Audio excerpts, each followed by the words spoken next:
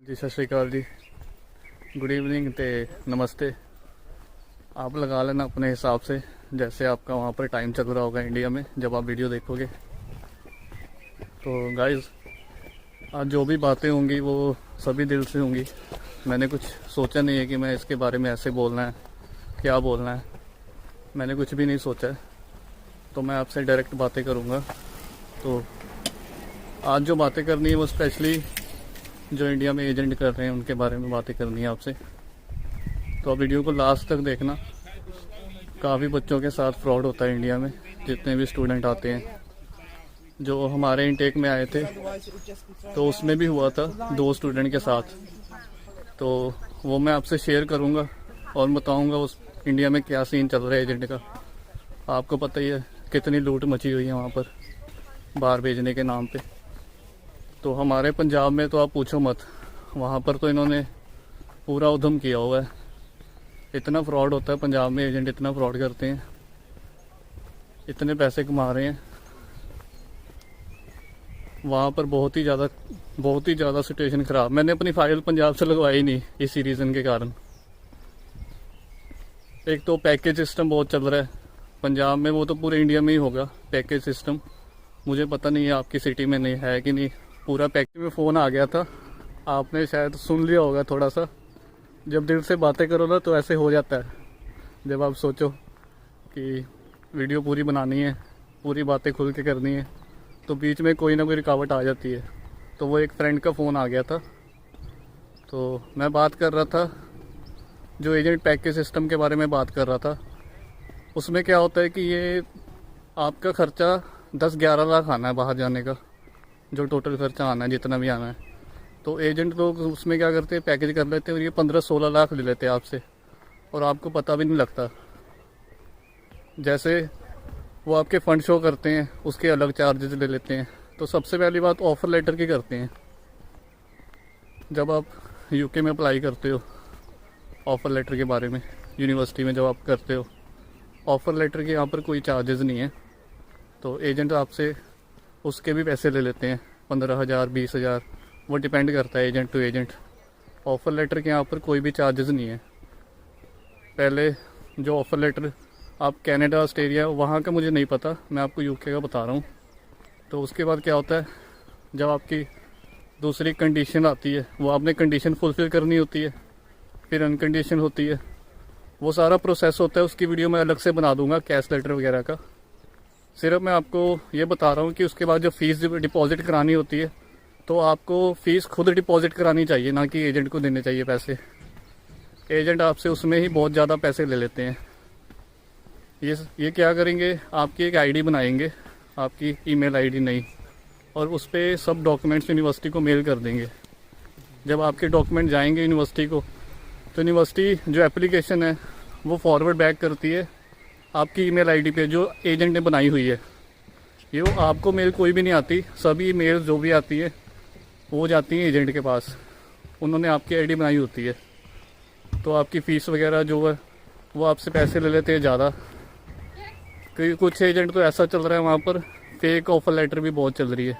हमारे पंजाब में तो बहुत है, मुझे और सिटीज़ का नहीं पता, जयपुर, गुजरात, दिल्ली वगैरह में क्या होता है। कुछ एजेंट तो फेक ऑफ़र लेटर ही बना रहे हैं, फेक लेटर बना लेते हैं, पैसे लूट रहे हैं। तो ये सब चीज़ें आप देखो, ध्यान रखो। फ़ाइल जिससे भी लगवाते हो उनसे एक बात करो कि जो भी मेल्स वगैरह हैं यूनिवर्सिटी से, वो हमको आनी चाहिए, मेल वगैरह हमें भी आनी चाहिए। एजेंट आपकी ईमेल आईडी देते नहीं यूनिवर्सिटी को। तो आप एजेंट से बात करो कि जो भी ईमेल आईडी है वो आपको आए। तो उसके बाद जो फ़ीस होती है वो फ़ीस के अमाउंट में 3-4 लाख उसमें ले जाते हैं। मेरे इधर मास्टर में जब हम आए थे, तो मैं आपको शेयर करता हूँ, 2 स्टूडेंट थे हमारे साथ, वो हरियाणा के थे। तो मैं एजेंट का नाम नहीं बताता।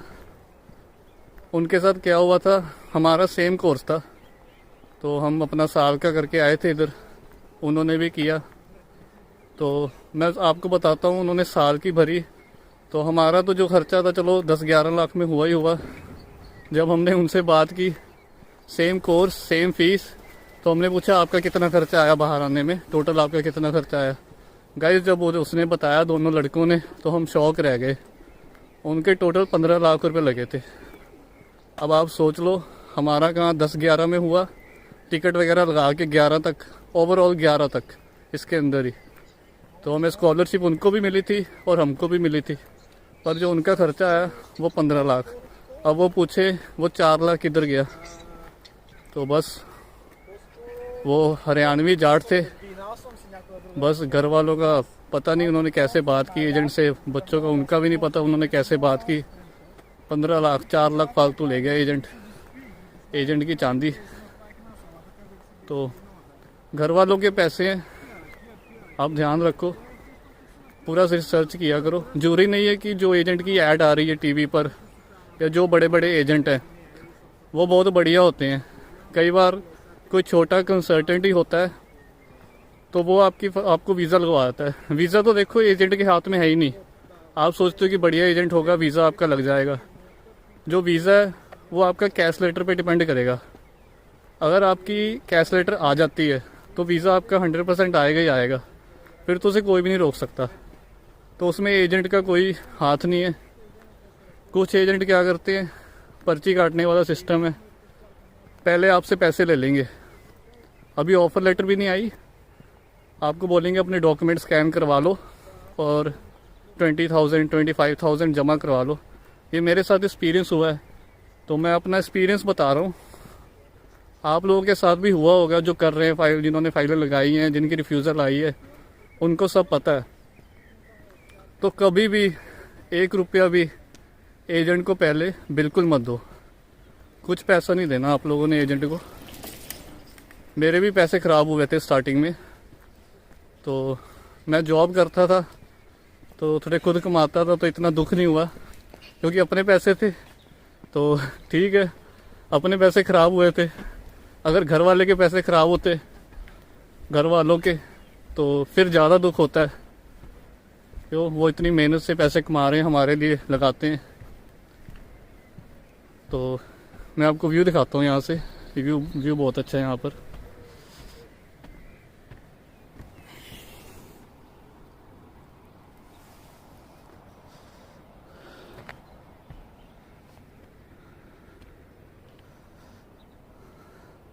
ये छोटा सा ब्रिज है यहाँ पर एक। वो क्लाउड देखो कितने बढ़िया लग रहे हैं।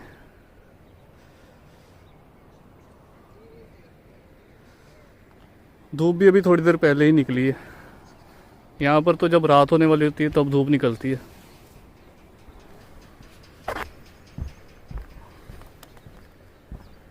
तो मैं बात कर रहा था, आप अपने घर वालों के पैसे हैं उनको आप वेस्ट मत करो। बहुत ही सोच समझ के डिसीजन लो कि इस एजेंट के पास जाना है। पूरी रिसर्च करो। बस सबसे पहली बात तो आप ये समझ लो, जो आपसे पहले पैसे मांग रहा है ना, उससे तो फाइल ही मत लगवाओ।